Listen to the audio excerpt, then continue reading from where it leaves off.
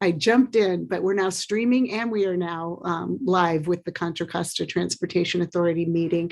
And if you will now listen to this brief video. Due to COVID-19, this meeting will be conducted as a Zoom meeting pursuant to the provisions of Assembly Bill 361, which suspends certain requirements of the Brown Act. This meeting is being live streamed on the CCTA website. The chair will call upon members, staff, and other speakers by name. Please speak clearly and state your name before giving comments or remarks. Persons participating via Zoom with their cameras enabled are reminded that their activities are visible to viewers. Members participating by Zoom wishing to speak should physically raise their hand and unmute their mic when called upon. Members should mute their mics when done speaking. Citizens participating by Zoom wishing to speak should use the Raise Hand feature or dial *9 if participating via phone, and the chair or staff will call upon them at the appropriate time. Citizens will have 3 minutes to speak. After 3 minutes, staff will lower their hand and mute their mic. Participants via phone will be called upon by the last 4 digits of their phone number. It is requested that public speakers state their names and organization, but providing such information is voluntary. Written public comments received in accordance with the teleconferencing special notice for public comment guidelines are printed on the meeting agenda. If authors of the written correspondence would like to speak, they should raise their hand and the chair will call upon them at the appropriate time. All written correspondence received after that and during the meeting will be entered into the record. A roll call vote will be taken for all action items. Thank you for participating in a meeting of the Contra Costa Transportation Authority.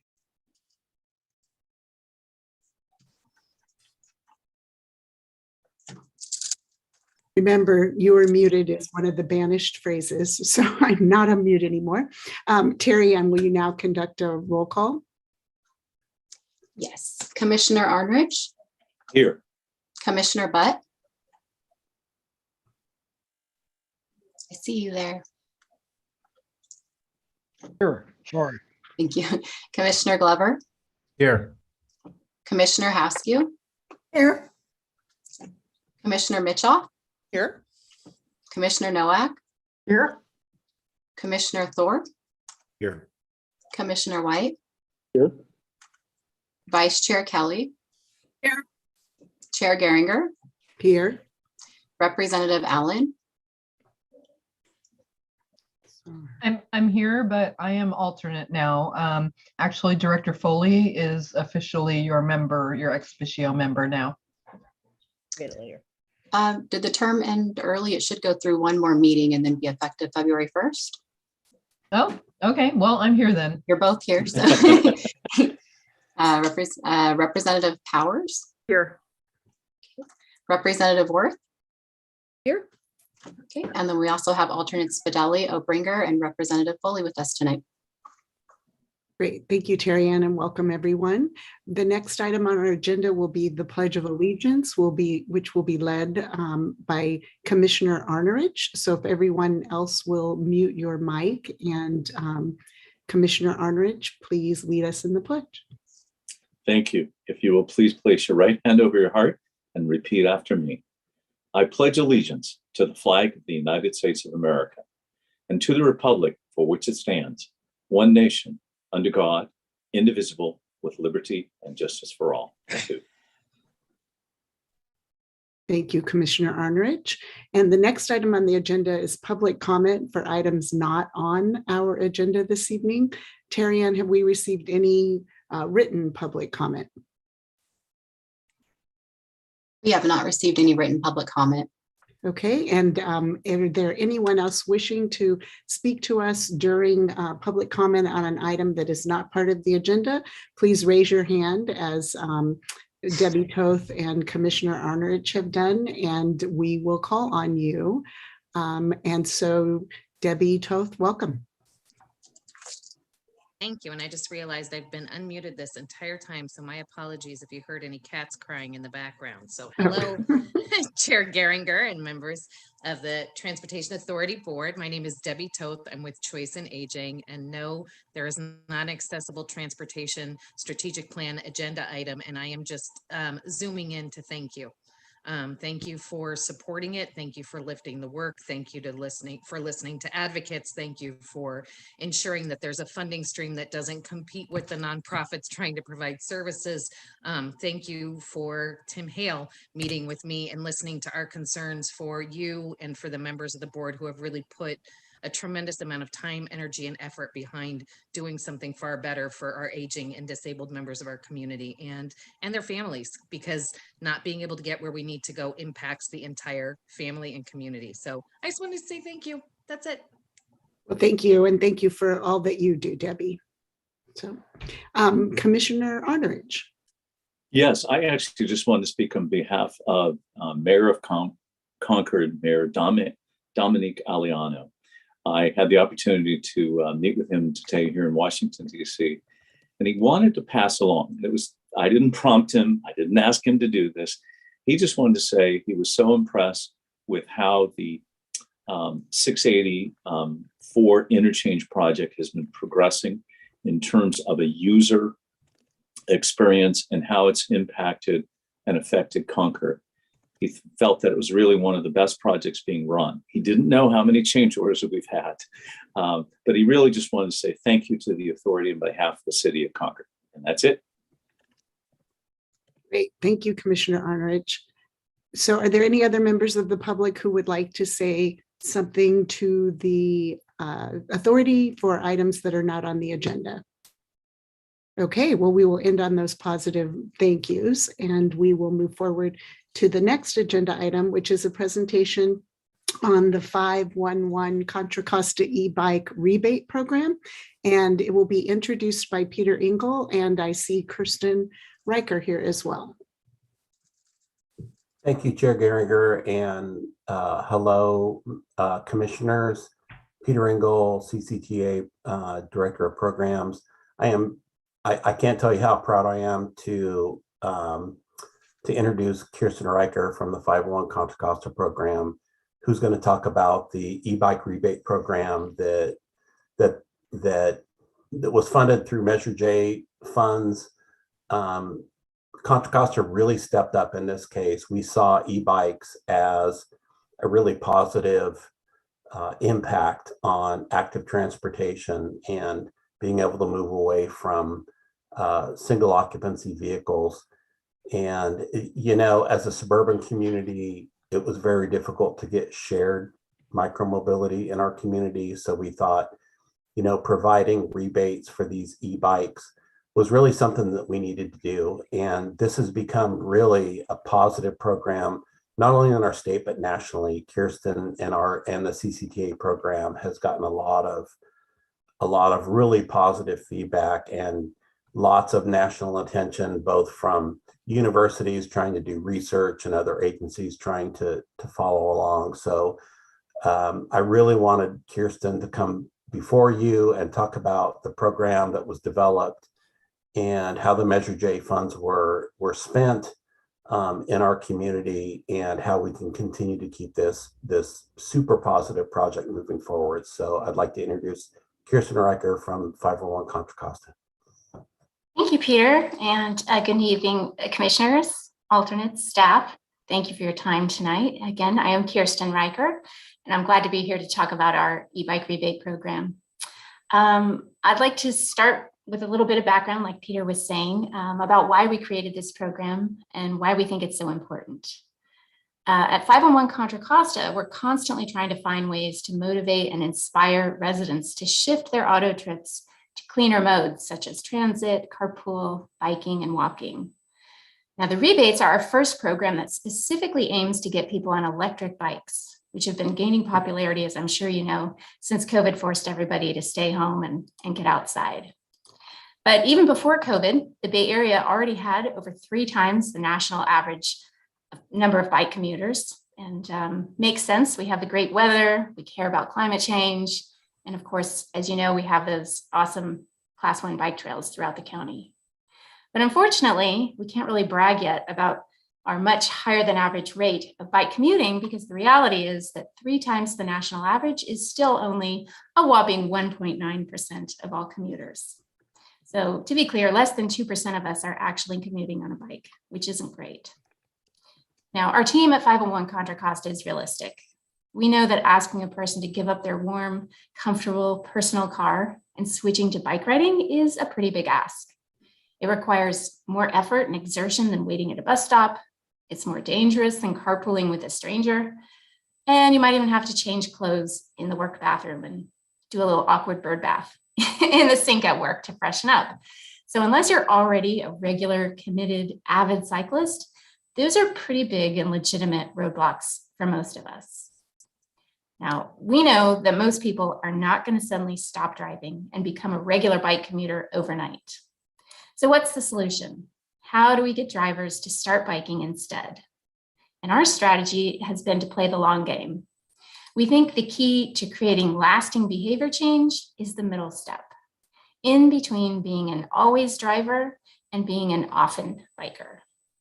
It's that middle step, getting drivers to love biking so that they may eventually become avid cyclists who have the experience and motivation to consider biking as a replacement for driving. Our e-bike rebate program, as well as our summer bike challenge program, were created as part of this long game strategy. So back in October of 2020, Peter and CCTA gave us the green light to launch this pilot e-bike rebate program. So as Peter said, it was the first of its kind in the Bay Area. And our goal was to issue 500 rebates using $100,000 of our Measure J funding earmarked for commute alternatives. 50% of this funding was reserved for people with low incomes. To date, we've issued over 530 rebates countywide. The idea is to sell people on a mode that's much, much different than traditional biking. Our target audience is not the avid cyclist, but rather the avid car driver, the people who are totally turned off by the necessary physical effort, the unavoidable sweat, the time burden inherent to riding a non-motorized bike. So e-bikes are totally different. They're perfect for people of all ages and fitness levels, and for those who might like to make green trips, but won't or can't use public transit or don't feel safe or don't want to share rides with anyone else. Our program has almost no restrictions on the type of e-bike allowed. All class 1, 2, and 3 e-bikes qualify, as do e-bike conversion kits and even electric mopeds that go less than 30 miles per hour. The only exceptions are that e-bikes have to be purchased new, and they can't be models that are marketed specifically for kids. We recommend that people purchase their bikes at bike shops, but we allow purchases from anywhere. And to prevent fraud, we make sure people have possession of their newly purchased e-bike by asking for a complete sales receipt and a photo of its serial number on the bike itself. We also require proof of county residency. One of the main goals that we built into our program was to increase public awareness of e-biking itself. We wanted to create a group of 500 unofficial e-bike ambassadors in every neighborhood who will continue to promote e-biking and educate friends and neighbors about the mode long after getting their rebate. And this word of mouth advertising is actually working. In our follow-up surveys, we ask about the reactions people are getting from other people. And 95% report that they've been asked about their e-bike or e-biking in general by friends, family members, neighbors, coworkers, and even strangers. So if every person of our 500 plus rebate people are talking to at least 3 other people about it, and our survey data shows that people are talking to way more than just 3 people, it means that our program is reaching at least 3 times more people than we're serving directly. Now, I've learned that the best way to sell e-biking is to simply let someone ride one for themselves. So I'm going to share a quick story that illustrates my point. This is a photo of my super dear friend and neighbor, Cindy. She's a regular suburban woman, not particularly athletic, but a wonderful person and a typical Contra Costa resident who drives for every trip. This is someone who used to ride a regular bike, maybe once a year. Last spring, she and her husband took my new e-bikes for test rides around the neighborhood. She loved it. She was hooked. I told her about the rebate program I was running at work. And 2 weeks later, she and her husband bought 2 e-bikes of their own. Then fast forward 8 months. And just last week, she texted me this photo of her odometer. She hit the 1,500 mile mark in 8 months. So it's been a life changer for her. And I'm hearing a lot of similar sentiments in our follow-up surveys. Now, in addition to her own accomplishment, Cindy has turned at least 4 other Contra Costa residents into e-bikers too. She convinced 2 of her colleagues and her next door neighbors to get e-bikes and apply for our rebate. And if I back up just a little bit further, my husband and I bought our e-bikes about a year ago after some other friends of ours showed us theirs and said, you got to take them for a test drive. So if you do the contact tracing in this little story, 2 original e-bikes in my own personal story led directly to the purchase of 8 additional e-bikes in this county. And the point here is that a program like ours that gets people on e-bikes is going to continue to pay off through word of mouth. Now, you obviously can't evaluate a program's success on personal stories alone. So is it actually working? And what does the data tell us? We send a follow-up survey 2 months after the rebate is approved, and we have an incredible 86% response rate, which again tells us that people are very excited and they like to talk about their e-bikes. We know that our participants are typically middle-aged people who own or use cars for the majority of their trips. The vast majority report that they are replacing car trips with e-bikes, and almost 90% are riding their e-bikes 1 to 7 days per week. 501 Contra Costa, we certainly don't want to create programs that are taking people off of buses. And our data shows us that while e-bikes are replacing car trips, they are not replacing public transit trips. And you can see that here on the left side chart, where the orange shows how often people are e-biking in place of driving.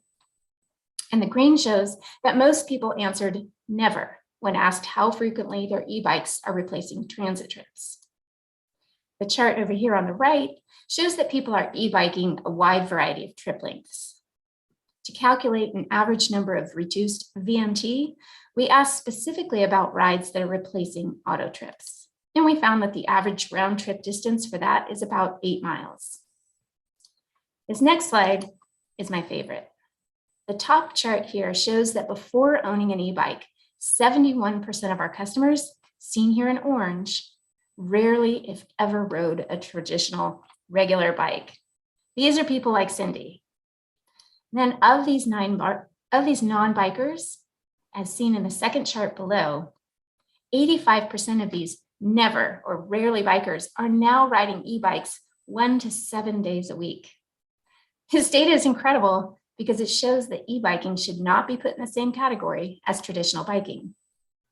All of us here tonight in our various positions of public influence should be strongly promoting e-bikes as an excellent, non-polluting, low-cost alternative to driving. Now, personal mobility and auto ownership in America define our culture, and this makes my job very hard. Getting people to switch from driving to just about any other type of clean transportation is sort of like trying to get people to switch from eating cookies to eating broccoli. You know, it's the right thing to do, but it's hard. It doesn't make us happy. In many parts of Contra Costa, where suburban bus transit is less convenient than driving, and where this spread out built environment makes carpooling a challenge, asking people to shift from driving is asking for an inconvenient lifestyle change that doesn't, at least on the surface, provide direct, immediate, personal benefit to the individual making the switch. But getting someone to use their own personal e-bike, however, for at least some of their usual car trips is a much easier ask because it provides more than just the environmental and transportation-related benefits. They offer convenient, on-demand, personal mobility on a device that's actually fun and which provides easy and free recreation to boot. The riding experience makes people feel happy and energized, empowered and independent. These are not the words you hear about the other various alternatives to driving. So while the additional benefits to public health and mental well-being that come with e-biking are not the goals that 501c or CCTA are trying to meet. But the fact is, the fun and happiness factors are what sell the mode. And as I said at the beginning of this presentation, you're not going to become a bike commuter if you don't love biking. And a lot of people don't love riding a traditional bike. As you can see here on this slide, though, people love e-biking. Painted a pretty rosy picture here about the benefits of e-biking, but we also ask people about the barriers. And survey data is showing us that vandalism, theft, and bike parking concerns, fear of traffic collisions, and lack of adequate bike lanes are major barriers to more frequent e-biking. People indicated that they'd like to ride to retail centers, grocery stores, downtown areas, medical offices, and work sites, but are very uncomfortable locking their e-bikes in standard bike racks. People expressed a much more confidence in electronic bike lockers, such as those you see at BART. And while our survey, unfortunately, didn't ask about the high security bike stands that have integrated lock bars, such as the Bike Keep stands being piloted at some of the BART stations and seen over here in this picture, this type of rack could be more feasible in places where the big e-lockers won't work, and it could ease fears and cause people to bike more. In terms of safety, continued complete street improvements and the prioritization of separated and protected bikeways will contribute to more e-bike and traditional bike usage. In the meantime, providing bike safety education about street riding and how to navigate traffic while sharing space with vehicles could also help encourage more e-bike trips. And 501 Contra Costa has, in fact, started offering free classes to help address this concern. And of course, Bike East Bay has also been offering high quality public bike classes for many years. As for you, as members of the CCTA board, as well as being city and county leaders, both the transportation and quality of life factors of e-biking are benefits that you can tout when speaking with your community members. While the switch from internal combustion to electric vehicles is inevitably on the horizon for most drivers, the comparatively low cost of e-bikes makes going electric more affordable and easier in the near term. There's never been a better time to start nudging people toward e-bikes, and our rebate incentive might just be the final nudge that some people need to make the switch. Now, our e-bike rebate program will continue to be offered in 2022 using another round of our Measure J commute alternative funding. Our goal, however, is to have the Air District allow e-bike rebates as a qualified trip reduction incentive. That can be funded with Transportation Fund for Clean Air, which currently funds many of our other trip reduction programs that provide transit, rideshare, regular biking, and van pool incentives. The California Air Resources Board, in fact, recognizes the benefits of an e-bike rebate program and is currently working on developing a statewide program for later this year. The Air District has historically been focused on reducing traditional commute hour vehicle trips, but the new remote and flexible work trends should force the agency to consider midday and non-work trips as prime targets for VMT and GHG reduction goals. Any incentive that gets people to regularly use an alternative clean mode, including e-bike rebates, is worth supporting and funding. So I'm going to wrap it up here. A lot more data about our program and user statistics, including comparative data between the low income and standard rebate categories, age group comparisons, and much more, is available in our full pilot year program report. And I'm happy to share it if anyone is interested. If anybody has questions, I'd be happy to answer them tonight, or you can simply email me offline. That's the end of my presentation. Great. Thank you very much, Kristen. And thank you, Peter, for your work and for kicking that off. And I do see Commissioner Mitchoff has her hand raised. And if there are any other board members or commissioners who would like to speak on this item, please raise your hand. Commissioner Mitchoff. Thank you. As chair of the Air Board, I need to let you know that a lot of the reasons our grants are put out are based on criteria we get from other agencies. So I'm always happy to advocate for e-bikes. We're doing a lot, but we have to meet criteria of state and federal grant dollars. So maybe it's something we put on our legislative agenda that with our state and federal lobbyists to get those kind of flexibilities allowed, because believe me, we would want to do that if we could. Thank you. Thank you. Thank you, Commissioner Mitchoff and Commissioner Haskew. So when I brought this before City Council as part of my council meeting report, our now mayor took advantage of the rebate because he qualified, and he is just loving his bike, and he is one of the advocates, and I fully intend to encourage him to report more and more and more about how it's made his life better. Commissioner Haskew, can we get a video of him saying that? That would be great. I'm happy to do it as well. I've got one. And yes, Sue and Amy and I are supposed to go biking sometime. We've got In our electric spare bikes as time. well. Yeah. And I did I see, have one and it's a game changer. So I will just say that. great, a lot. So Kristen, you have a lot of support here, a lot of fans. And I did see Commissioner Haskew that Walnut Creek had one of the highest numbers of in the statistics that Kristen had shared. And Commissioner Worth, would you like to share all the miles you have put on your Yeah, e-bike? exactly. I was joking because what was that 1,800 miles in 8 months? I have to confess, in a year of my e-bike, I have 60. So I'm way behind the early adopters. But I do think, I just think this is so wonderful. First of all, what a fantastically enthusiastic report. And it, e-bikes really are a game changer. In a place like Orinda that has hills, it makes the hills flat.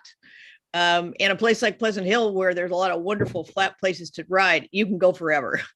But I do think that all that we can do to, when we first were working regionally on electric cars, we did a lot of work just giving people an opportunity to ride them, because people didn't even know the feel of what an electric car was like. And it would be great if we can do, take this out because it, to our communities. And for example, the last mile to transit, to whether it's to BART or the county connection, e-bikes are really, they are game changers in terms of the ease of driving them, the ability to, they're solid. They're not like those skinny little road bikes. They're really great, really solid bikes and wonderful resources. And and I think the more people that we can touch with this enthusiasm, obviously the story grows. From a regional standpoint, we are really looking at MTC and Bay Area Toll Authority. I just wanted to share with you all, investing the funds that will go into the alternative, active transportation resources. So I know at the state and the federal level, there will be more funds coming down the pike that, the pipeline for CCTA and local jurisdictions to invest in the facilities, because one of our biggest challenges, of course, is our bike and pedestrian investments. So, and last night, for example, our executive director, Mr. Hale, came to Orinda to present the Vision Zero. And this really dovetails so well with the Vision Zero efforts. And again, the region is moving, MTC is really embracing active transportation, and our county will see more resources available for these kinds of, investments and I think it may take some lobbying, but I think it's a good recommendation that we try to get bike use as a trip reduction mode, because it really is. And they say, those cold starts, the short distances are the worst from an air quality standpoint. And so, those are the kinds of trips that people do make on bicycles. And to Luella, I want to thank you. I had an occasion to only have a bicycle one day long story, but anyway, to get to the Walnut Creek BART station, and your bike facilities are fantastic. So thank you.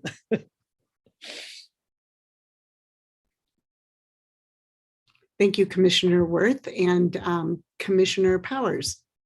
And if anyone else wants to speak, please raise your hand. Sorry, thank you. Thank you. Of course, I'm the bus representative, and so our main concern, one of our main concerns, of course, is that last mile. And this is a great solution. It's a fantastic idea, and I hope that we can push it forward for all of our sakes. It's also, of course, not only ecologically sound, but also physically sound. All of us should be doing something for ourselves. So this is a fantastic idea, and I think we should go for it. Great, thank you. And I don't see any other hands. Did we receive, oh, sorry, Representative Allen, a literal hand. Yes, thank you. I still do not have a raise hand feature Okay. for only these meetings. I'm not sure why. But that was a great presentation. I'm ready to go out and buy an e-bike. I just wanted to mention that you can actually take those bikes onto BART. We have places to secure bikes on BART now. So if you're planning a trip out to San Francisco or somewhere where you need to get further out away from the BART station, you can do that as well with the e-bikes and with regular bikes. Thanks. Great, thank you. Any other hands? I don't see any. Terry Ann, have we received any written public comment on this item? No written public comment. And do you see any hands, any members of the public who would like to speak to this item? Please raise your hand and Terry Ann or I will call on you. And I am not seeing anyone. No hands raised. So thank you very much, Kirsten and Peter, for kicking the meeting off and so enthusiastically, and it was a great presentation. And so I think you have a number of converts here in this group, and we look forward to working with you to get the word out. And I saw Newell giving a round of applause. So thank you very much. Thanks again.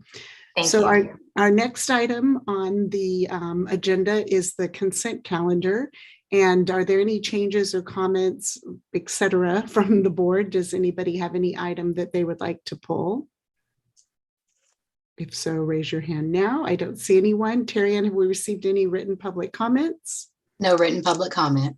And if there are any members of the public who would like to speak to an item or have an item pulled, now's the time to raise your hand. And I don't see anyone. So do I have a motion Move to approve? Second. Ask you, and I think I heard Commissioner Nowak. Arnerich or Nowak. Nowak. Oh, okay. So we have a motion by Commissioner Haskew and a second by Commissioner Nowak. Terry Ann, will you please conduct a roll call vote? Yes. Commissioner Arnerich, Yes. Commissioner Butt, Yes. Commissioner Glover, Yes. Commissioner Haskew, Yes. Commissioner Mitchell, Yes. Commissioner Nowak, Yes. Commissioner Thorpe, Aye. Commissioner White, Yes. Vice Chair Kelly, Yes. Chair Geringer. Aye. Okay, motion passes unanimously. And I think earlier I forgot to report that Commissioner Hudson is absent from this meeting. Okay, thank you. I think we had noted it, but thank you. And thank you for conducting the vote. We will now move on to the regular agenda items. And our first item is coming from the Administration and Projects Committee is an action item presented by Lindsay on our proposed 2022 state and federal legislative advocacy programs. So Lindsay, welcome. Thank you. Good evening, commissioners. I did a quick bit of checking during the conversation that was happening regarding electric bicycles, and there is some text in the proposed Build Back Better bill. So not the infrastructure bill that passed, but the one that is still on the table related directly to electric bicycles. There's a proposed 30% rebate and also an increase in looks like a pre-tax commuter benefit for bicycling that's on the table as part of those. But I'm going to talk through the proposed platforms that we discussed at APC, and we can certainly take as maybe part of a motion to incorporate the words electric bicycle into one of the relevant categories. So just as background for some newer members of the commission, the federal and state legislative platforms are intended to serve as a framework that our advocates use to help them sift through the myriad of policies and legislation that comes out of the federal and state sides of the House. They're not necessarily intended to be all encompassing.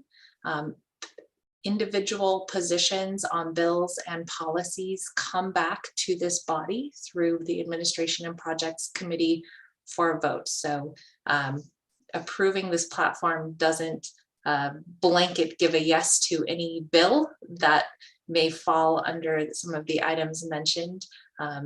Positions on bills do come back through the committees into this board for your approval or not. I think that you will notice throughout both of the platforms, one of the most common themes is really trying to maximize funding opportunities, especially with the new federal infrastructure bill that was passed and all of the opportunities that exist there. This is really important to us as an agency, especially as our measure starts to wind down and match funding becomes more scarce. We need to be really on top of all of the opportunities available to us, and maybe even start to look a little outside of our transportation box for funding that could help us accomplish some of the initiatives that we're working on. So the items proposed in the state and federal platform are really there to kind of help further along some of the larger initiatives that we're working on and direct our advocates to keep their eye on those. So that includes, continuing to advocate for policies that will allow connected and automated vehicles to be in use beyond just a pilot situation, as opportunities to expand support for all aspects of mobility and, especially transit and paratransit as it relates to the work of our Accessible Strategic Transportation Plan Task Force.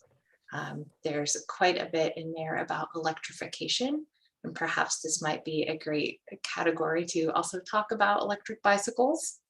And connected signals are also a really big topic that kind of has a thread through both the state and federal platforms. And this is really, the connected signals serve as the backbone for a county's vision for Vision Zero. These are a way for us to take a proactive approach to safety, and they support many different types of projects and programs that we're looking to implement to help improve safety at the authority. So once again, I'm trying to keep this short and sweet because I know we have a lot to cover tonight.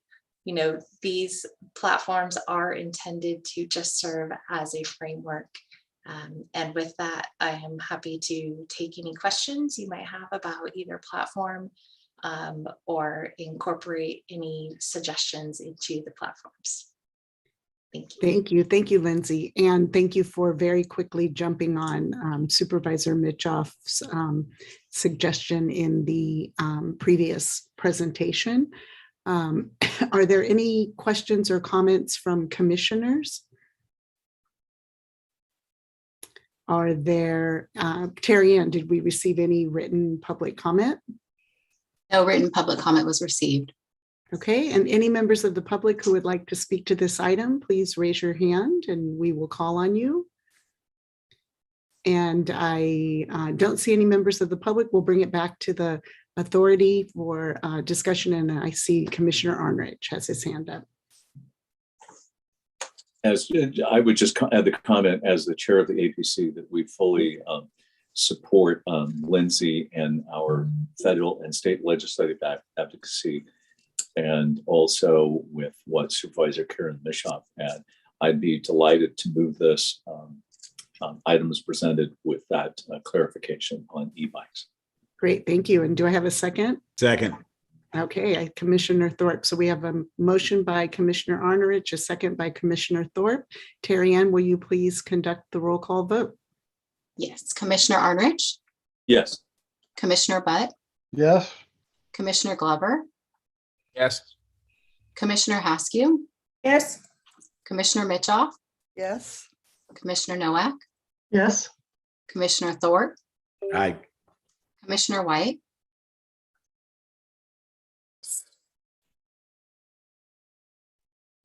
Commissioner White, I see you there. Yes. Thank you. Vice Chair Kelly, Yes. Chair Geringer, Aye. motion passes unanimously with Commissioner Hudson absent. Great. And thank you again. Thanks to Lindsay and the team for all of the work on that. And thank you, Commissioner or Chair Arnrich, for your words.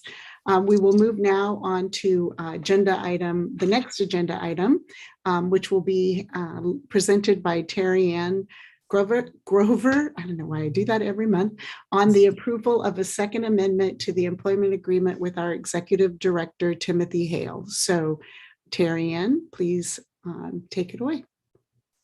Good evening, Authority Chair and Commissioners and Representatives. The Chair seeks Authority Board approval of the Second Amendment to the Authority's employment agreement with Timothy Hale, Executive Director, which will adjust his compensation to $303,372 per year effective December 27th, 2021. The term of the amendment will remain through December 27th, 2023.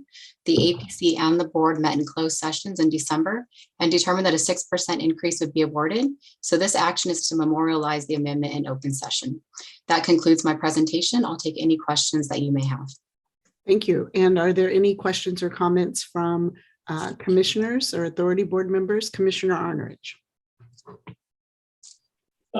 I accidentally left my hand up. I'm sorry, I didn't put it down, but I would just like to add that on behalf of APC, we spent a lot of time with this, and really all the comments that we received and gave back to our Executive Director, Tim Hale, is just outstanding performance. And after a year and a month or 2 months of COVID, I think the changes that we're seeing and the leadership and the direction of our agency has been exceptionally well managed by Tim Hale. And as you recall, we're just getting Tim to the bottom range of this salary category. And just want to say, I would be delighted when we get to it to make a recommendation on behalf of APC wholeheartedly to recommend approval of this. Okay, thank you. Any other commissioners want to make a comment? I'll make a comment. Commissioner Thorpe? Couldn't agree more with Commissioner Arnrich, but I still think I expressed these concerns at the committee meeting, and I just still think it's wrong that he is at this level, and he should be appropriately compensated based on the previous salary schedule that was unfortunately changed for no good reason. And so while I will support this, I think it's wrong. Thank you, Commissioner Thorpe. Any other comments before we go to public comment? Commissioner Worth, Representative Worth? Amy. Thank you. No, thank you, Madam Chair. Just unmuting. I don't have the pleasure of voting on this as an ex officio member, but I really just wanted to add a point about Tim's tremendous leadership regionally. He has instituted a number of, a process with federal and myself and our transit operators in terms of, being up to speed for all the MTC issues to make sure that we're all in alignment with regards to Contra Costa's priorities. And he has really played an amazing leadership role regionally. And I think that we are so fortunate to have him. He's so highly regarded in the region, in the state, and nationally. And so I'm thrilled that we're here, and so I'm thrilled that you all get to support this. So thank you. Thank you, Amy. Representative Powers, I see that you have your hand raised. I do, and Representative Amy Worth just highlighted the impact beyond us. I want to highlight the impact that Tim's had locally. I've really appreciated his input into the bus issues that we deal with, and he's really, really good at it. He really cares about it. And I think that's extremely important. Once again, the first and last mile is what will challenge us in the future. So I think Tim is really great at that, thinking about all those things, and I appreciate his leadership. Great, thank you. Anyone else? Okay, so Terry Ann, have we received any written public comment on this item? No written public comment.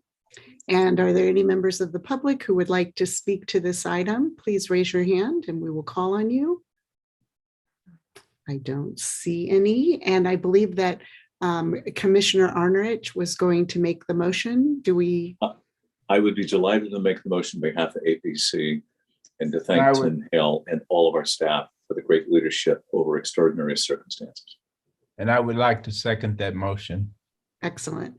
Okay, Terry Ann, will you please, we have a motion by Commissioner Arnerich and a second by Commissioner Glover. Will you please conduct the roll call vote? Yes. Commissioner Arnerich, Yes. Commissioner Butt, Yes. Commissioner Glover, Yes. Commissioner Haskew, Yes. Commissioner Mitchell, Yes. Commissioner Nowak, Yes. Commissioner Thorpe, Aye. Commissioner White, Yes. Vice Chair Kelly, Yes. Chair Geringer. Yes. Motion passes unanimously with Commissioner Hudson absent. Excellent. Well, thank you all very much. And thank you, Executive Director Timothy Hale, for all of the great work over this past year. And I'm glad that you got to hear all of those words of support and hope that you will continue to feel all of that support and the pride, if you will, that the Authority Board has in you. So, and I've had a lot of fun working with you this past year and look forward to continuing that. So, we will move on to the next item on the agenda, which is moving into our planning committee, and it'll be presented by John Wang on the approval of an amendment to the agreement with PlaceWorks for updating the action plans and the countywide transportation plan. So welcome, John. Good evening, Chair Geringer and board members. I'm John Huang, Director of Planning, and staff is requesting the Authority Board to approve Amendment number 2 with our on-call planning consultant, PlaceWorks. The amendment will add $1.3 million to the contract for a new total amount of $2.3 million, and also extend the term of the date of the contract to December 31st of 2022. The amendment number 2 will primarily cover the work related to preparation of the update of the action plans and countywide transportation plan. So we've been reaching out and working with the RTPCs to update the action plan. Is going very well, and we receive a lot of good input so far. The major tasks, as are noted in the staff report, staff is including this item as part of the regular agenda section since the amendment exceeds $1 million. That concludes my presentation. I can answer any questions. Thank you. Thank you, John. Are there any questions or comments from commissioners? Okay, seeing none. Terry Ann, did we receive any written public comments on this item? No written public comments. Okay, and this is the opportunity for any members of the public who would like to speak to this item. Please raise your hand. And I don't see any hands raised. So do I have a motion to move this item? So moved. Thank you, Commissioner Haskew. A second? I'll second, Butt. Thank you, Commissioner Butt. So we have a motion by Commissioner Haskew and a second by Commissioner Butt. Terry Ann, thank you for conducting the roll call vote. Welcome. Commissioner Arnerich, Yes. Commissioner Butt, Yes. Commissioner Glover, Yes. Commissioner Haskew, Yes. Commissioner Mitchell, Yes. Commissioner Nowak, Yes. Commissioner Thorpe, Aye. Commissioner White, Yes. Vice Chair Kelly, Yes. Chair Geringer. Aye. Motion passes unanimously with Commissioner Hudson absent. Great, and thank you for that very concise report, John. And thank you for the work that I know that PlaceWorks is doing. Now we will move on to our next item, which is an informational item, and it will be presented by Colin Clark on the Complete Street Safety Assessment with the City of Richmond.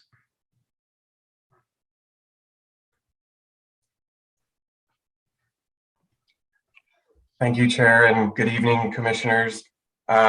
Just wanted to give a brief update and summary of the process that was the Complete Street Safety Assessment in the City of Richmond. So CCTA had submitted an application about a year ago to UC Berkeley SafeTrack, the Safe Transportation Research and Education Center, and had an opportunity to get free, no-cost transportation planning and safety advice on a very, very technical level in terms of a number of different corridor locations and intersections.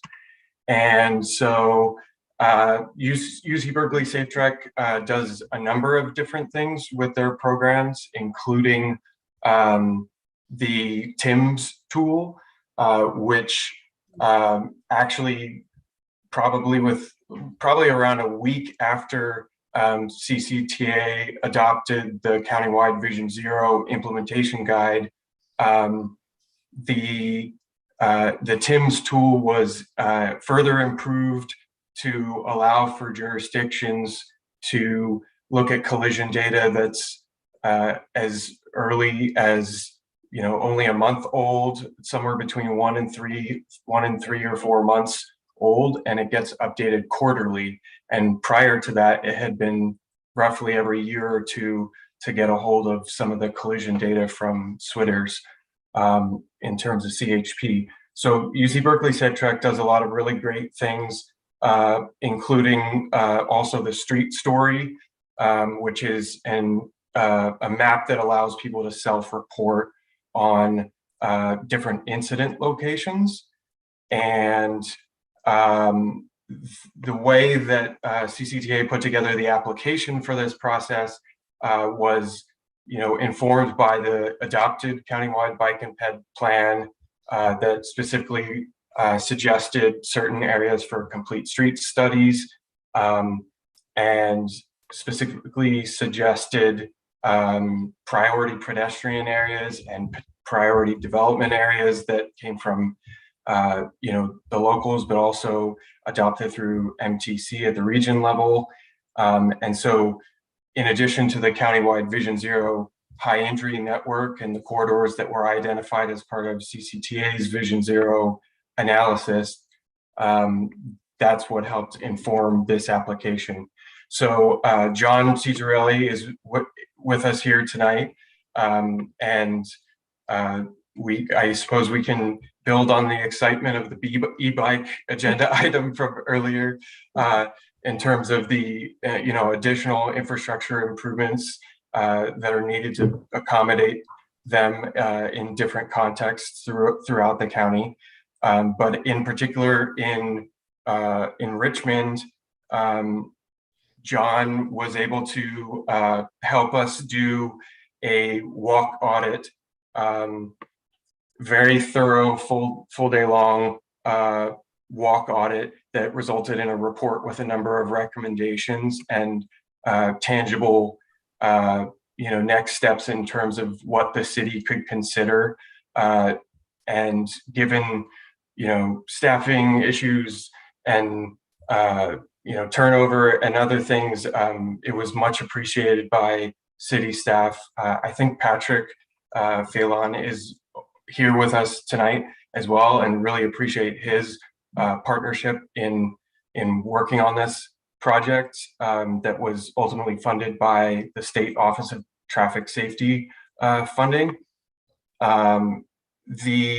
The process also included outcomes that can be integrated into the local road safety plan effort.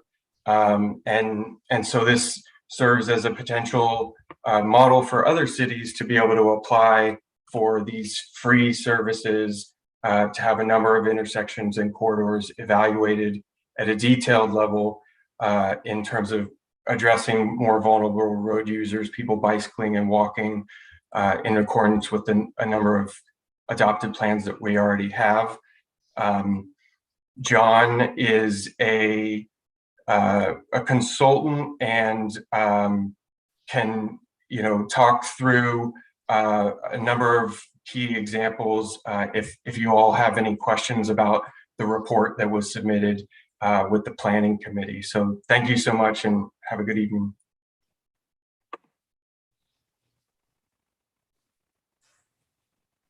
Thank you very much for the report. I had a weird message. Sorry for that delay. Thank you very much for the report, Colin, and for all of the great work. And I know that we have a number of members of the team who you mentioned. Are there any members, any commissioners who would like to ask a question or comment on this item or have questions for any of the representatives, Colin, or anyone else who's here? I'm not seeing any hands raised. Oh, I do now. Welcome, Patrick. Patrick, I think you said Phelan from the city of Richmond, so welcome. And Commissioner Butt, I thought you might want to comment on this, but Patrick, you went. Actually, I'll let Commissioner Butt go first, just for protocol, and then Patrick, and then John Ciccarelli, I hope that's pronounced correctly, we'll have you go after. So Commissioner Butt. Thank you. I want to thank you for shedding more light on what's going on in Richmond in terms of pedestrian and bicycle improvements. I want to invite all of you to come out and check out. We not only do we have the bike path across the Richmond Sanderfeld Bridge, which Amy and I led the first crossing back in the day. But you can go out to the end of Point San Pablo and Point Malati and have lunch at the Black Star Pirate Barbecue.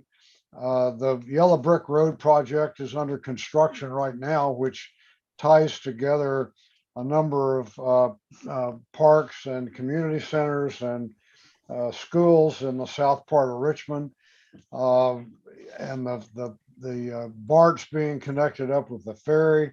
So there's a lot going on. So if you get bored out there in Walnut Creek or Moraga or somewhere, get that electric bicycle and come over to Richmond and check it out. I might even buy you lunch. Okay, you heard it here.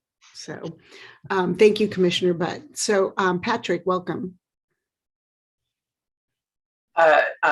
Thank you to the board. I just wanted to basically say thank you to CCTA and to Colin and John for giving us this opportunity. As Colin mentioned, the city, we really had to do not a lot. I helped facilitate the walk audit and help pick out some of the locations. I work with our Bike Ped Advisory Committee who helped me out with that. Wanted to mention that we also have an e-bike share program. So if you take BART to Richmond, either exit that you take, you can hop on an electric bike and come out to the Bay Trail. So thanks a lot for this opportunity and this plan. Great, thank you. And John, welcome. Thank you. It was a pleasure working with the City of Richmond. I want to thank the mayor and also BART director Robert Rayburn, who participated in the beginning of the walk audit and helped us kick off the field work. Also the proprietor of Rich City Rides, Richmond's wonderful bike shop right there at our first stop on the walk audit. So a great participation. Not everybody stayed with it the whole day, but that's pretty typical, but it was a great turnout. I also want to thank Kirsten at 511 Contra Costa for offering me the opportunity to help with the education opportunities for the county. I've been delivering some workshops starting a few months ago, and we'll be giving a workshop on street riding, building on a basics workshop that we taught a couple months back. I am an e-bike owner along with my wife. I've somehow made it to the age of 66. She's 63. We live in San Francisco. It's hilly. And it really gets us all over town in street clothes. I wanted to offer another TLA, three-letter acronym. You hear this tossed about all the time. You know, there's VMT, there's MPG. In the e-bike community, I think about DPG, which is days per gallon. Our old Tacoma pickup truck doesn't get especially good gas mileage, so its MPG is meh, but our days per gallon is very high because we do, in fact, replace a lot of car trips. So a gallon goes a lot further. Regarding CSSA, the Safe Trek at Berkeley has had the pleasure of serving some other cities in Contra Costa County over the last decade or so. Walnut Creek, Lafayette, Antioch, Oakley, and Hercules as well. And we are also currently in the process of accepting applications for the 2022 cycle. And we don't have all our slots filled. So feel free to spread the word. Thank you. Thank you. And thank you, John, for mentioning the other cities that you've worked with. I was going to thank you for the work that Safe Trek did in Lafayette and that we're using right now to look at all of our safety, safe routes to school and facilities throughout the community. So thank you. And so now we're going to move the staff discussions, commissioner questions or comments, and we'll move to public comment. And I saw that Dave Campbell had his hand up, and then where did he go? Sorry, that was my fault. Oh, okay, there. Okay. I accidentally lowered his hand instead of Dave's. That's okay. So Dave, did you're good. You should do it. did we receive any written public comment, Terry-Ann? We did not receive any written public comment. Okay, I'm moving to public comment. Dave Campbell, welcome. Hey, thanks. Dave Campbell, Advocacy Director with Bike East Bay. I want to follow on Mayor Tom Butt's comment and invitation to you all to come to Richmond. And this is a shout out to the mayor, your staff, Patrick, who's with us, on really being the example city in Contra Costa County and really in East Bay too, along with a couple other cities in Alameda County, setting the standard for separating and keeping people safe walking and biking, particularly biking from traffic.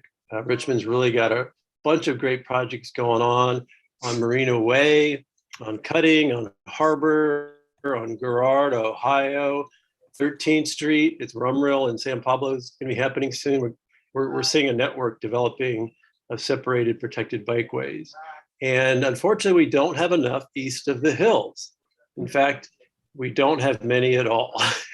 And your staff, of course, hears from us on this. So it's important when we have these conversations for your staff to actually go and experience these facilities and talk to staff in Richmond to see how they built it. And Richmond is one of the best cities in East Bay at doing it quickly. What they did on Ohio and Girard, what they're working on Cutting and Harbor Way is really the example for the rest of the East Bay. So Mayor Butt, please know you have our support at Bike East Bay to get everyone on this commission and your staff to come to Richmond and check out these facilities. Great, thank you. Are there any other members of the public who would like to speak to this item? And then one more opportunity for any commissioners before we say a hearty thank you. And this has been a lot of great information about cycling, and we all have invitations to go have lunch with Mayor Butt and to check out their bike facilities in Richmond. So we will move now on to the next item on our agenda, which will be presented by John Wang on the development of the Concord Naval Weapons Station and the term sheet. So John, welcome again. Good evening, Chair Geringer and Commissioners again. John Hong, Director of Planning. Before I start my presentation, I want to acknowledge Guy Bjerke, who's the Director of Economic Development and Base Reuse on the City of Concord, who's here tonight. The City of Concord is currently developing a term sheet in partnership with their selected developer that will help guide the future agreement and the development of the Concord Naval Weapons Station. Now, our role as the county agency responsible for planning, programming, funding, and delivering transportation projects and programs, and also as our role as the CMA, Congestion Management Agency for the county, the authority plays a unique role in helping to ensure that new development facilitates sustainable and accessible mobility options for residents, and also addresses the impacts to the transportation system as a whole. Now, we have also been a partner with the City of Concord in establishing Momentum Station, which is the proving ground for transportation technology over the years.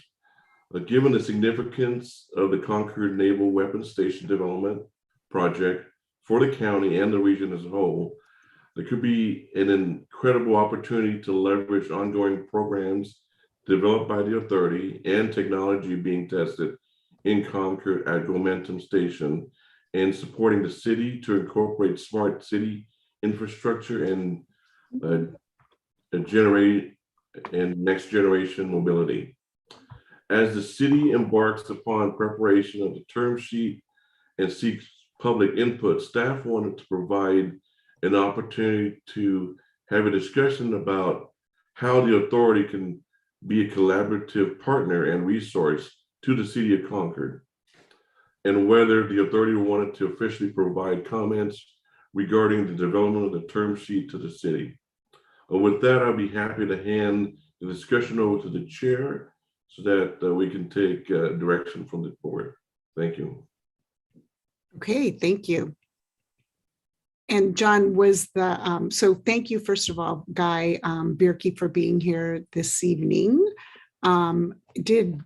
Was the thought that Guy would be here for answering questions, or Guy, did you want to give an update briefly before we go into our discussion? My thought was just to acknowledge Guy that he's okay. Okay. Hi, Guy. So thank you. So basically, as everyone knows, the City of Concord, and as it's stated in the staff report and with John, the City of Concord has picked a developer and is beginning to work on the term sheet. And so I think that what staff is asking is for us to weigh in on sort of what role and where in the process you would like staff to be working with the City of Concord. And so are there any questions or comments on this item? Questions for the Mr. Bierke and Commissioner Nowak, I saw your hand. Yeah, I just wanted to comment that, with all the work that CCTA has done on intersection of 4 and 680 and its proximity to the Naval Weapons Station, the importance of all the congestion management and traffic flow that they've been working on, it's certainly my impression that their input as early as possible is going to be beneficial to any project. And I think on the Momentum side, it's, in my opinion, it's sort of two different veins. The Momentum Station is going to be a superb opportunity, I would think, for Concord and the developer to attract a lot of tech businesses to that area based on all the work that's been done there. So I think both of those things are really important aspects of the project, and I'm sort of assuming that the input would be better earlier than later. So that's it for my comments. Thank you. Commissioner Kelly, and then followed by Commissioner Glover. Yeah, I agree. I think with all of the expertise that CCTA has with different modes of transportation and transit, and with basically the land out there kind of being a blank slate, this is an opportunity for a community to get it really right. To have enough lanes for biking, for pedestrians, for vehicles when we have to, for transit. This could be absolutely fantastic. So I would be very supportive of CCTA working with the developer and with the City of Concord to really, as I said, get the transportation right. Thank you. Thank you. Commissioner Glover and then Commissioner Haskew.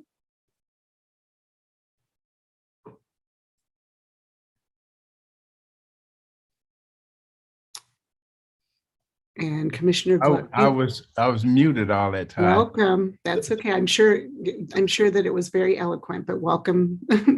Thank you. I couldn't have said it any better than Vice Chair Kelly. And I think that it's really important that we have, along with this plan development, the infrastructure that's going to be able to accommodate it.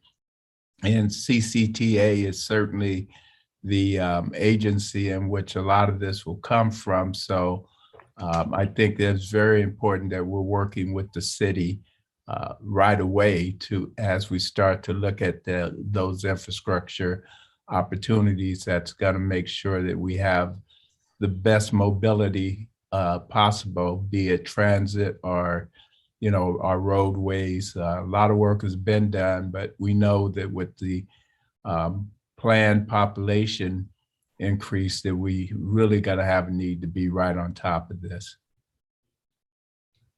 Very good, thank you. And Commissioner Haskew.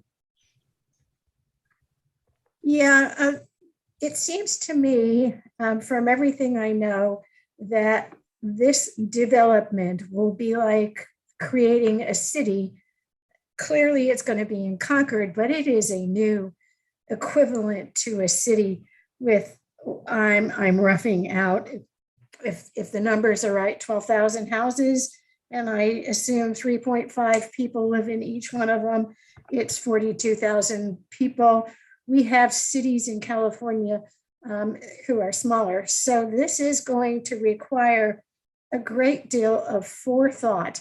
It is also the first time that I know of anything in the area where we have anything this large and impactful to the entire region. It covers 2 RTPC areas in terms of impacts. And I feel strongly that the best approach is that CCTA, who is kind of the coordination for all of the different people issues, needs to be a leader in this and a coordinator to make sure that not only the right transportation is available within the development, but that the whole region is going to be considered and treated with forethought and recognizing the potential impacts. Okay, thank you. Commissioner Arnerich, followed by Commissioner Thorpe, and then Commissioner Mitchell. Thank you, Commissioner Haskew. Thank you, Chair. I think this is an exciting opportunity after many, many years of, I think all of us in the county wanted to see this development, particularly have it be part of Concord. And I only have a couple of points, and part of it was said. One, this project and the development team needs to pay their fair share, which means they need to have the appropriate impact fees. As you know, East County has had a lot of the resources of nearly $1.4 billion of Contra Costa taxpayer money through Contra Costa Transportation Authority to improve that area. One, we don't want to see it degraded by what potentially, without any mitigations, would be 120,000 car trips per day with 12,000 homes. And that mitigation fee be vetted and be appropriate. As you know, the East County are the highest impact fees in our county. So I think that's really important. I think that the interchanges and all of those things and all of the new VMTs and the new methodologies will obviously come into play. That this project has the opportunity to show what the future of growth looks like. And as it was said, yes, 12,000 homes, that's 1,000 more than Doherty Valley and San Ramon got through a former county approval. And it had some interesting things in it, but I think given where we are at in our history and development in California, particularly the Bay Area, I think the lessons learned could be well used and applied to this project to make it really stand out in every way about transportation, multi-modes, and all of the things that we try to do and are trying to go back to retrofit that this project represents this from day one. That when you look at it, it has everything built in and not a project that gets built the same old way. And then we all have to go back in and partners with Concord to try to figure out how to fix it. So it's an opportunity for a wonderful success story. And I hope that CCTA can be that partner in moving forward and on all of those things. So thank you. Thank you. Thank you, Commissioner Arnerich. Commissioner Thorpe?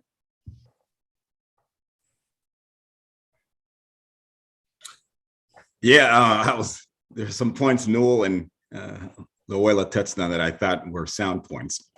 I'm not Mr. Let's build a million homes, but I get it. I can, in East County, BART came along and they underprojected how many people were actually going to utilize BART. And so I hope we're very smart about what input we're giving. And I think we also need to be realistic that all the modes of transportation, all these different things that we're talking about, California is California and people are going to drive. And so I hope we really take a hard look at congestion management, because we try everything and people still buy cars and they put them everywhere under the sun and people are continuing to drive. And so I don't think we should have any false illusions that how we develop is going to prevent people from purchasing cars and using other alternative forms of transportation, as we're seeing out here in Eastern Contra Costa County. The highways are still congested. They have not been reduced. And so let's be realistic about the type of input we put into this process. And so, I've talked to Tim Hale about metering and looking at ways that we can, obviously we're sensitive in East County because we get the brunt of the commutes. So this adds yet more to what we will experience in Eastern Contra Costa County as we get closer to 242 and the intersection of 242 and Highway 4. So this is no good news for the people of Antioch, but I understand the need for more housing. Thank you. Commissioner Mitchell? Thank you. I have a little different perspective on this, and I guess because I represent Concord, and I know this wasn't the intention of my colleagues, but if you go back and listen to this tape, it's going to sound like we know more than Concord. And I don't think any of us would appreciate another jurisdiction coming in and telling us how to do our stuff. That doesn't mean that CCTA can't opine. And of course, I know Mr. Hale would reach out and we all would reach out, but I think we need to be pretty careful of our language. We can get it right. We know what we're doing. They need to hear from us. Folks, please watch language a little bit. From my perspective, it's been a little condescending to the city of Concord. Thank you.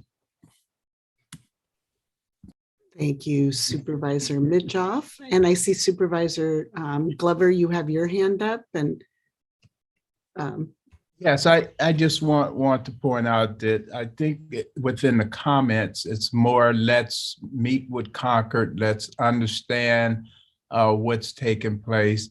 Because if we're not having those discussions and we're not having them early on, then what we're going to find is that we're not going to get it right. So it's nothing wrong with having those discussions and trying to find a way that we're going to get the best flow of traffic possible.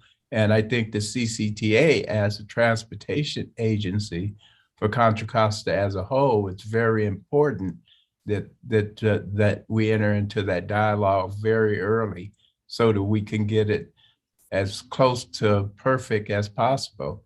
So it's my comments certainly were not against the city of Concord, but I think that as the region is involved, we need to be in deep dialogue with them at the early stages.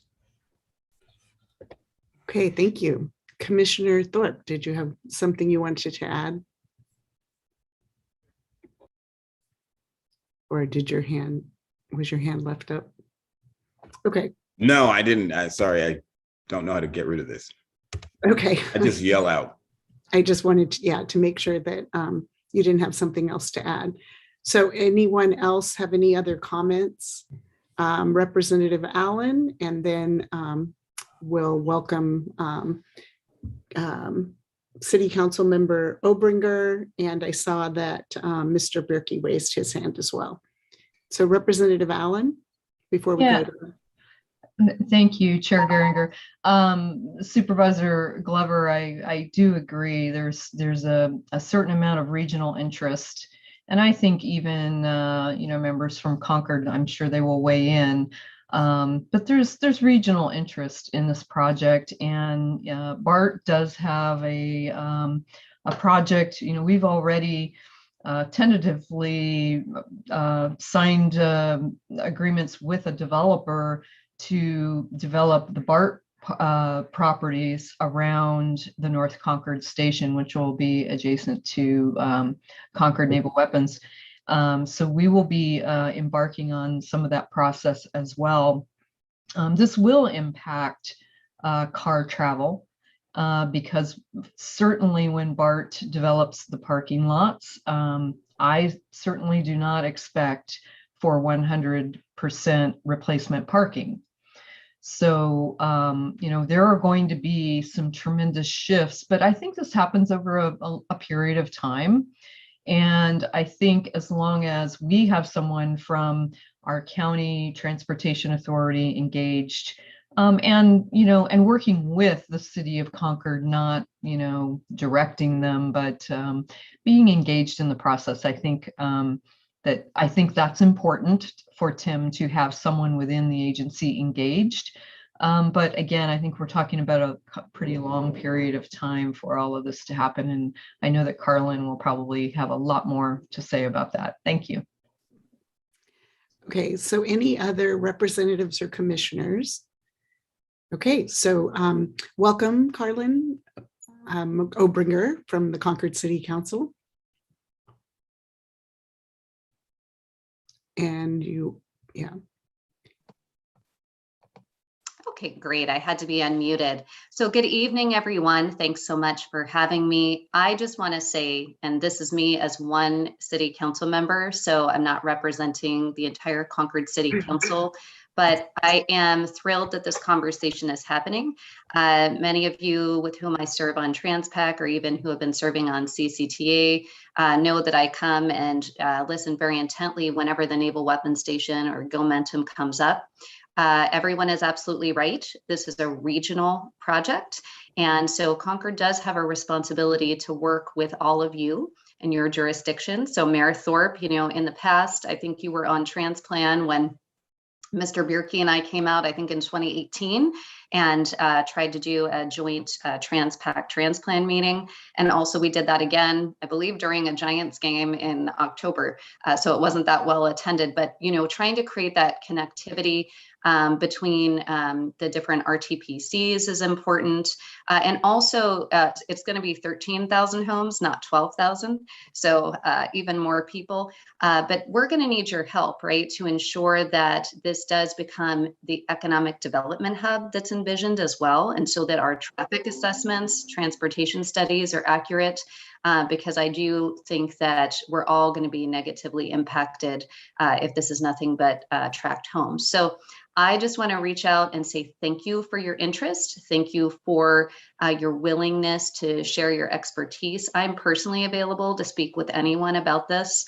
Transportation infrastructure oversight is of great interest to me and has been. And I do just want to invite you to, there's going to be a community meeting. If you want to learn more about the master developer candidate that the majority of the council has selected, that's going to be on January 27th at 6:30 p.m. via Zoom. So I'm happy to share that information with Terry Ann, so she can share that out with everyone. So, I invite you to be as engaged as you want to be, and let's work on this together to have a regional success. Thank you. Thank you. And then we will go to Guy Bierke.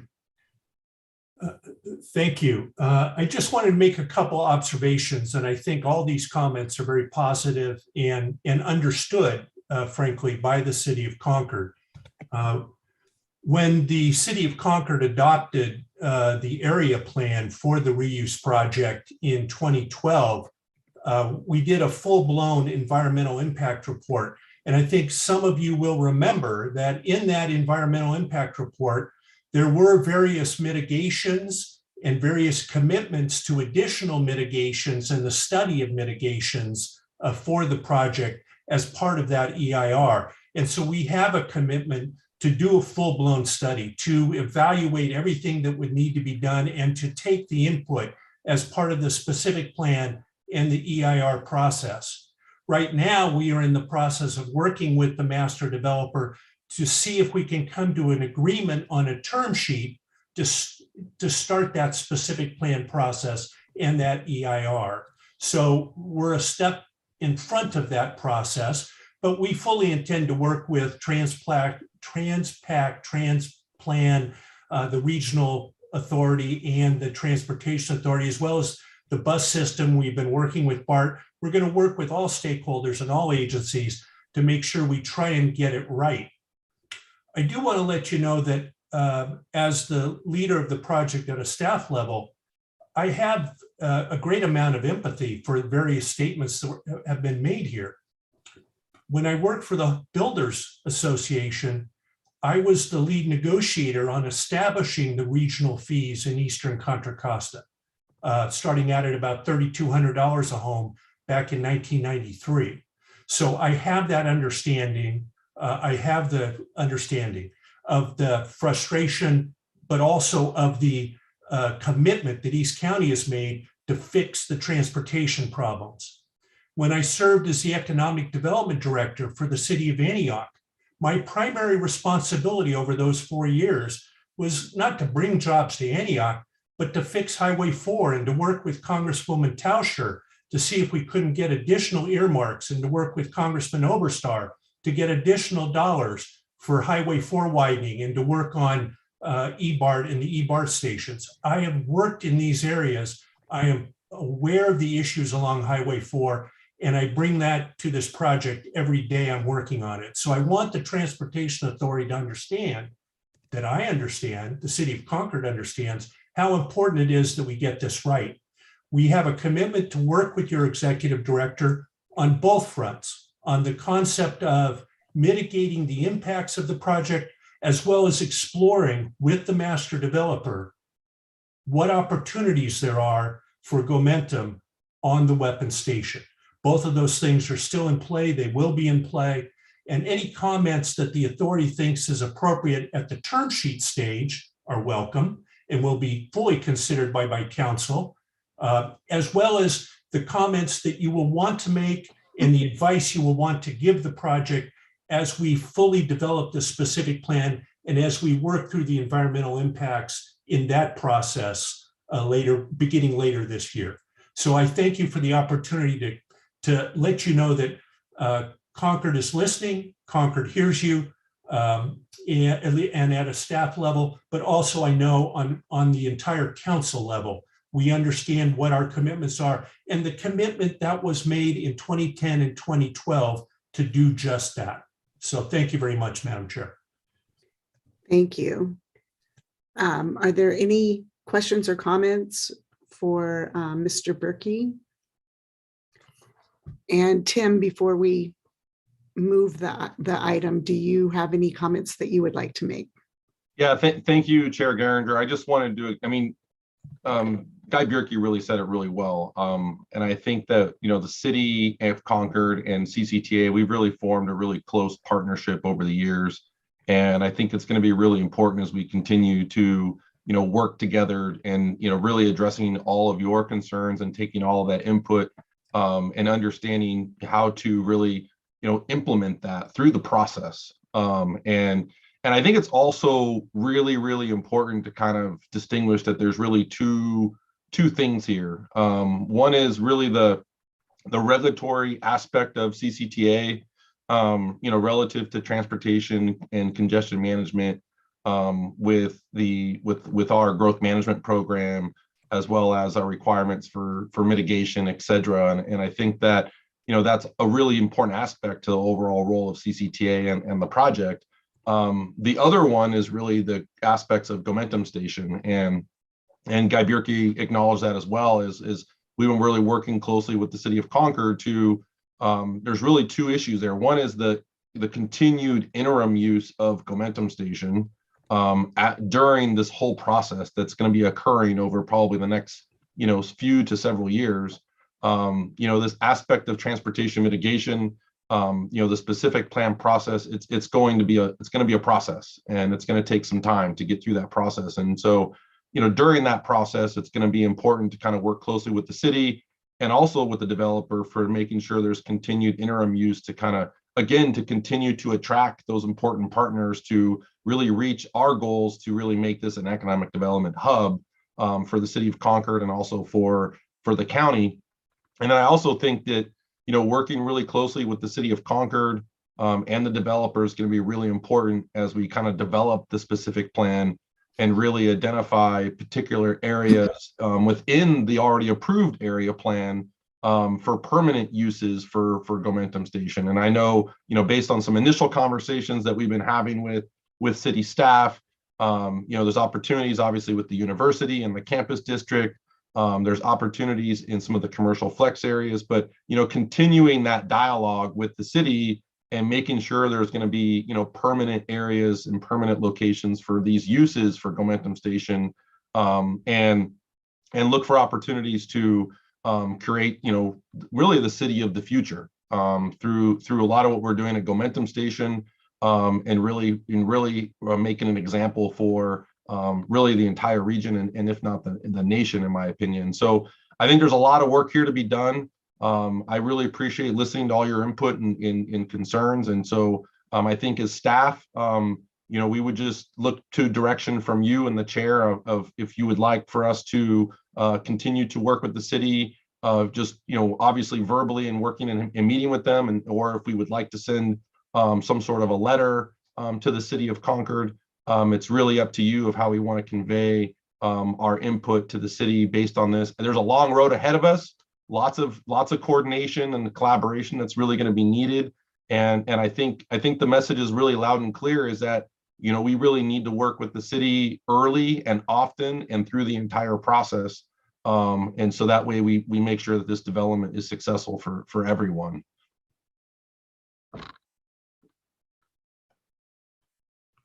Thank you, Tim. And then Carlin, I saw that your hand was up again, and then I saw Supervisor Glover raise his hand, and then we'll go to public comment, but thank you. Thank you. So I did just think of something that I haven't heard anyone mention as the body is trying to determine how you want to weigh in and when you want to weigh in. And so I thought it would be helpful to share, and maybe Mr. Bierke can go into more detail. Our next milestone is going to be reviewing the draft term sheet. And Mr. Bierke, correct me if I'm wrong, but that's to come before the council in late April or early May. So I just want to make sure people understood, when the next opportunity is to really provide some input, and also reiterate my personal support for Gomentum Station, and thanking everyone on this body for continuing to support that. Again, that's going to be one of our economic development catalysts for the whole region. Thank you. Okay, thank you. So Commissioner Glover, I saw had your hand up, and then I'll. Yes, thank you. I think that this has been a good dialogue that has taken place, and certainly, we hear the willingness on the part of the city of Concord to engage with CCTA, and there's going to be a lot of partners in this whole completion of the Naval Weapons Station. And so I just think the good communications going forward is going to be what makes this a winner. And so, Tim, in terms of direction, I would just say that you got a verbal direction this evening, but also to put into a writing and sending to the city of Concord our commitment to want to partner and to be of assistance as they go forward with the various stages of this project. If you need a motion on that, I would move that we would do those things. I'd second that. Thank you. And thank you for summing that up. And again, also thank you to everyone for the great discussion and direction. And Guy and Carlin, thank you.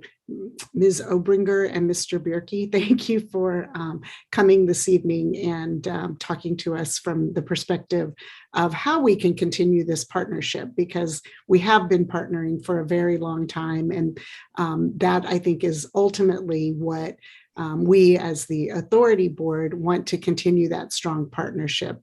And there are mutually beneficial outcomes that will come from that continued partnership. So before we do a vote on the motion to continue to partner and to send a letter, outlining some of those ideas in terms input for the term sheet that has been provided tonight, was there any written public comment, Terry Ann? No written public comment. And if there are any members of the public who would like to speak to this item, please raise your hand. And I turned that off. I don't see any. Do you see any, Terry Ann? No public comment. Okay, well, thank you. And so is there any further discussion? We do have a motion by Supervisor Glover and a second by Commissioner Arnerich. Is there any further discussion? Seeing no hands, Terry Ann, will you please conduct the roll call vote? Yes. Commissioner Arnerich? Yes. Commissioner Butt? Yes. Commissioner Glover? Yes. Commissioner Haskew? Yes. Commissioner Mitchell? Yes. Commissioner Noack? Yes. Commissioner Thorpe? Aye.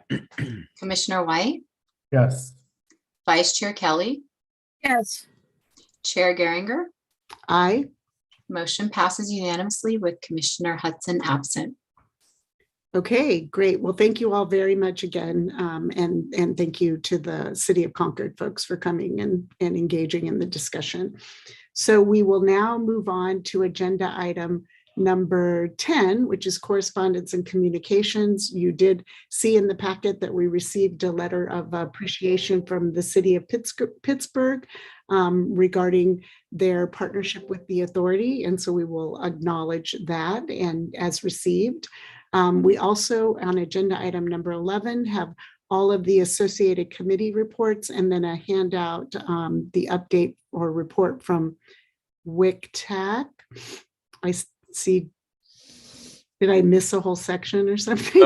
So Chair Geringer, I know we got a motion in a second, but do we need a roll call vote? Oh, sorry. That letter? No, we did. No, we did it. Yeah. Yeah, we did the roll call vote. Okay. All right, Yeah. thank you. It's okay. It was, I had a moment too, but we did do the I had a roll call moment. vote. And it was Thank you. unanimous. It was unanimous. Okay, thank you. So continuing, we did have the associated committee reports, including a handout that came to us from Terry Ann this afternoon or late afternoon from WCTAC. And if I believe that we will just accept those. We'll now move on to authority board and staff comments. And chair comments and reports. I would like to report that tomorrow I will be representing the authority board at the Moraga event for the reopening of the Canyon Road Bridge. And so we'll probably see a few of you there, but it will be one of my, few in-person events for the authority board over the last year with all of the virtual. I also we touched on it at the beginning of the meeting. I wanted to recognize Representative Allen for her 3 years of service as the BART primary representative and all of the input that she has provided over that service, and we'll welcome Representative Foley as the primary at the next meeting. But Deborah, I wanted to just specifically give you a shout out and a thank you on behalf of the authority. And I believe those are the only, so the rest of you are going to be here next month, so I won't be thanking you, but those are my only chair reports. Are there any next commissioner and or ex officio representative comments or reports? And I see Representative Worth, and then I also see Commissioner Haskew, and I see Representative Allen. So if there are any others, so welcome, Amy. Great. And thank you, Madam Chair. And I just wanted to give you a brief update on, as you know, MTC allocates all of the discretionary dollars that come into the region, primarily, from the federal government. And we've had a number of programs you're all familiar with, the PDA, the OBAG programs. And the other one that's older is the TOD policy, which started out as Resolution 3434. And what that was a policy that had land use requirements relative to transit system expansion. So when EBART came into East County, all the cities along the EBART line zoned according to that, that policy. Well, all those projects are finished now, with this exception. There are a few in Eastern Alameda County, but in terms of, the current generation of rail extension, things are pretty much over. So what staff is proposing at MTC is and has been working for several months. And Friday it was just presented to us that significant changes to the TOD, and now they're going to suggest calling it Transit-Oriented Communities program. So we had our first meeting. Karen was there because it's the joint ABAG MTC planning committee, and there were a lot of questions. And of course, there are supporters, but there are also a lot of concerns relative to some of the policies and how they would impact all of our communities. So it is going to be a vigorous, 2 or 3 month process as these policies work through the discussion process. A couple of things are going to happen. The MTC staff is going to work closely with all of our transportation agency staff members. I've already been in touch with Tim and John about this, and they've been really helpful in terms of doing the CCTA analysis relative to transportation. And then the land use issues are also very, at the center of this. So just apropos the discussion we just had, obviously, as you know, we have the BART station, the North Concord BART station, as well as all the other BART stations. So a lot of the cities in Contra Costa County are impacted by this policy. It's a lot of money, so it's really important that we're able to the policies are such that we can implement them and receive those dollars. So that, and also what they're going to add to is all the cities, get the city planning directors involved so they can really look at the land use side of this. The other area that's coming forward that's a little closer to completion is the OBAG 3 program. And we talked earlier about active transportation investments, and OBAG is the program that's really important for our cities to be able to put in, the bike and pedestrian investments. And so we're almost done with that. And I know that Tim and the other Transportation Authority executive directors have been working really closely and have reached agreement with MTC staff on the policy. Thank you, Tim. And they provided a letter on Friday. So all the commissioners representing the cities and counties were able to feel good that, there was a concurrence with the policy. The increase, the percentage of funds has gone from 45 to 50% that will go directly to CCTA and all the other counties for then us to do our local OBAG process. So that's closer. And I, again, want to thank Tim and John for their help in really navigating a lot of the technical issues that come up with these kinds of projects. But we're all going to have a lot of work ahead of us for the next few months in terms of making sure that, these policies are ones that will enhance the quality of our life of our residents, and recognizing that there's a real variety in terms of cities and transit, where the location and the kind of development and the policies for transit-oriented communities. So look forward to, you'll hear from me more, and look forward to working with all of you as we move forward. And we'll make sure that you're all kept abreast, and also that you're, in all the Contra Costa cities are also, aware of and tuned into what's going to be happening especially at the appropriate decision points and the points when your input is going to be really critical. So thank you. Great, thank you. Commissioner Haskew. So I attended the first CalCog meeting of the year, and like most first meetings of the year, there was a lot of training of new people and other things about future things and budgets and that sort of thing. The one discussion that I had that really piqued my curiosity was there is a real concern that there will be enough power to basically support all the future e-cars and other e-bicycles, if I dare to work it into this meeting, so that at some point we're going to have to figure out about our power grid, and it's not just going to be what we think it is, which is a straight lined electricity. The other thing is they did a legislative update, and pretty much in every item, it is in sync with the issues before CCTA. And so there was nothing I was aware that we really wanted to have the ability to apply for grant money on a direct basis rather than just having it divided up and sending through intermediaries. And from what I heard, they're supporting that. So I think our biggest issue that I was concerned about is being honored. I am done. Thank you very much. And thank you for representing CCTA on that body. Any other reports? Okay, we will move on. Oh, Deborah. Hi. Oh, Deborah, I did say it. I said it. I acknowledged it. Okay. And I forgot it. So I got to figure out why I can't get that hand on my screen for these meetings. First, I want to just mention that BART is a little more than halfway through its 10-year redistricting program.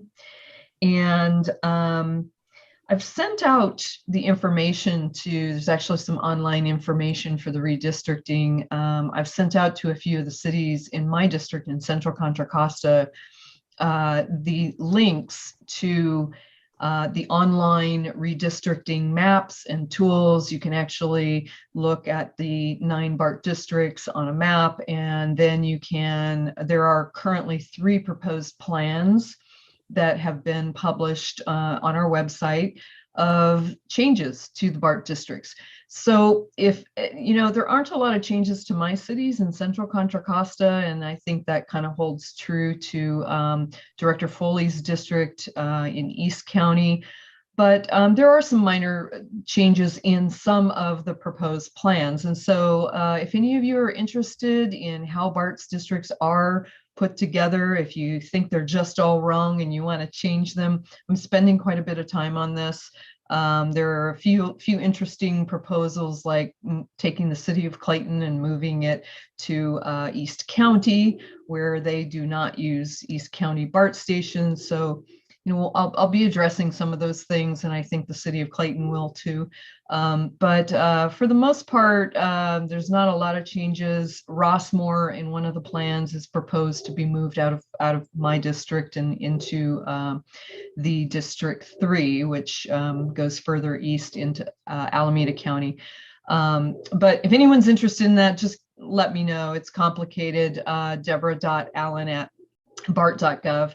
And then finally, as Chair Geringer mentioned, this is my last night as the ex officio member with this group. I will move to alternate, and Director Foley will become the ex officio member going forward. And that's 3 years on the group. I've learned a tremendous amount, and I thank all of you who have answered all of my silly questions in the beginning and listened to me talk about BART for far too long. So thank you all. Have a good evening.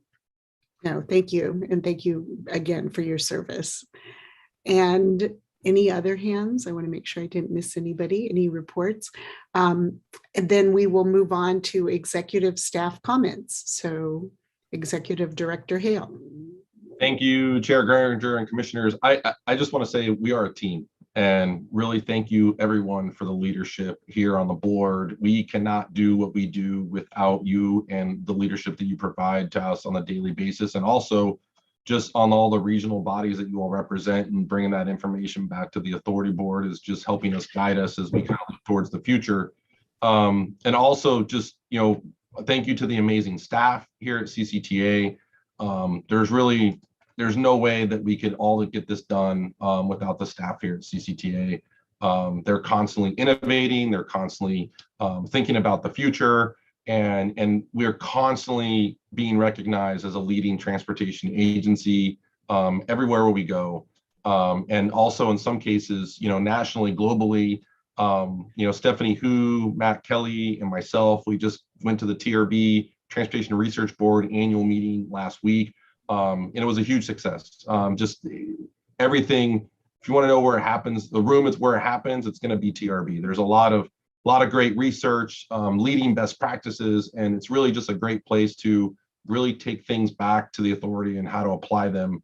Like, for example, I was talking to Matt and Stephanie about what they've learned, and Matt learned a lot about some of the applications of VMT mitigation, and also the fact that we're leading in that area in terms of VMT mitigation as it becomes nationally recognized as a mitigation measure. We're going to be right there on the cutting edge with our team's leadership. And also we did receive another award at TRB. Really through Lindsay's leadership on the travel behavior study with Convey, we received a reward from the Communication Transportation Concepts, and with John and John Q with the public. So, what are the best practices to really communicate with the public? And, and this travel behavior study has been so really instrumental, in the Innovate 680 program and doing this additional outreach and doing this additional, education. We just completed the travel behavior studies on State Route 4 and on I-80, and we're getting some really interesting results. And it's really interesting to see how we're comparing the data between all the different corridors and the different priorities based on the demographics and geographics of our county. And so I know Lindsay's working on a PowerPoint for that. We're going to be bringing that to the authority board here at a future meeting. And I also, our CFO, Brian Kelleher, we finished out another year financially in our 2021 fiscal year. And so on December 30th, we got a findings of a clean audit, as we always do on an annual basis. And I know that Brian will be talking more about that in February at the APC meeting. Again, just really great work from the overall team, and we really can't do what we do without the team. We're also thinking about the upcoming things for the 2022 work plan. As we talked about the 2021 work plan, we've successfully completed everything. And so we're talking about priorities for next year or for this year, talking about accessible transportation, the integrated transit plan, micro mobility, ferry service, all of the things that we've been talking about and how we're going to implement those things this year, and really talking about how we're going to advance us as an organization to do a lot of the innovative things that we've been talking about. And so it's going to be another exciting year, and just, again, really appreciate all the support and your leadership in doing all of that. Thank you. Great. Thank you very much. Any questions for the executive director or comments? Okay. Thank you very much, Tim. And I know that all of us throughout the discussion tonight have mentioned the staff and mentioned your leadership, but sort of right back at you. As you said, we are a team, and looking forward to all of the more exciting things that we will continue to do this year. So moving on to item 13, it's our calendars. And I do encourage you to look at the calendar of upcoming events. There are a couple of items on there that maybe some folks might be interested in terms of some sessions that are going on.